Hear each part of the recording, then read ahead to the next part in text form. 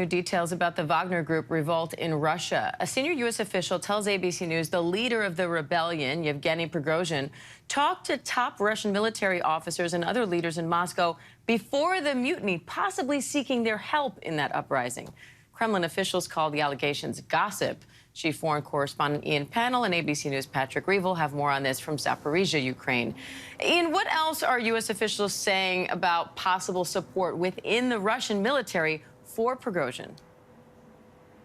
Yeah, I mean, pretty astonishing revelations, Diane. Our Martha Raditz got this from a senior U.S. official. New York Times also reporting something very similar, that there had perhaps been some communication between Prigozhin and senior military figures, in particular this one key senior general, Surovikin. Now, apparently the U.S.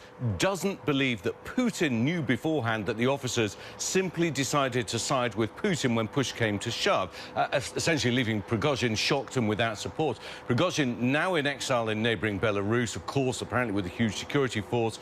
And another astonishing detail, this time from the president of Belarus, who brokered the deal, essentially saying that Putin had raised a possibility of killing Prigozhin with Lukashenko. Lukashenko getting Prigozhin on the phone and saying that he told the Wagner leader that Putin intended to, quote, squash him like a bug. Diane?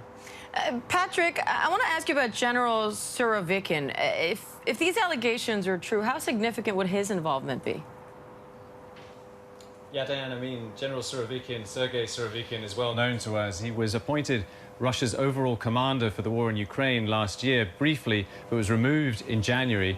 And we know him over here. He's nicknamed as General Armageddon, and he was known for basically launching the campaign against Ukraine's energy grid, and also for building the fortifications that are south of us here in Zaporizhia, that the Ukrainians are currently trying to reach in their counteroffensive. It's nicknamed the Surovikin Line. But in general, he was seen as a more effective commander, but he was also seen as close to Yevgeny Prigozhin, and Prigozhin had actually cheered his appointment. He had lobbied for his appointment, and there was a lot of speculation when he was removed in January that that was because he was seen as too close to Prigozhin, just as this feud between Prigozhin and the Russia's military leadership seemed to be gathering steam and taking more and more heat. But I think, if he was involved, it would be very significant.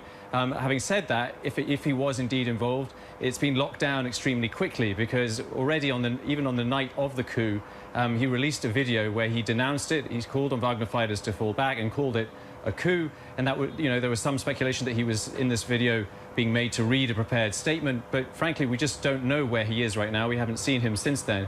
And so I think the question really is, where is he now, and how involved was he really? Yeah, and how important it is. The other thing, of course, about Surovikin is he was one of the leaders of the 1991 coup attempt against Mikhail Gorbachev. So I guess on one level, perhaps you could say he has form. What does Putin do about this? Because I think some were surprised by his response to Prigozhin. In other words, giving him amnesty, letting him go to Belarus. It's a problem, isn't it, if he's technically got senior commanders within his own ranks who are plotting against him? Yeah, I think it would be pretty extraordinary if this is the case. I mean, we can't rule out, of course, that this could also be trying just to sow discord among the Russians. The US officials who have put this out could be trying to do that. But if indeed he was opposed to Putin, was considering even being involved in this, it would obviously suggest serious dissent within the Russian military. But on the other hand, we've seen that so far the security services have rallied behind Putin, and he has a lot that means of potential still to launch repression. And I think our concern is that we might see much more intense repression in Russia now. OK. Diane, well, look, that's the situation here. And, of course, questions about what the impact of all of this is going to be here on the ground in Ukraine. Yeah, we'll be watching that closely. I know you especially will be watching that closely for us. Ian Pannell, Patrick Revolt, thank you both.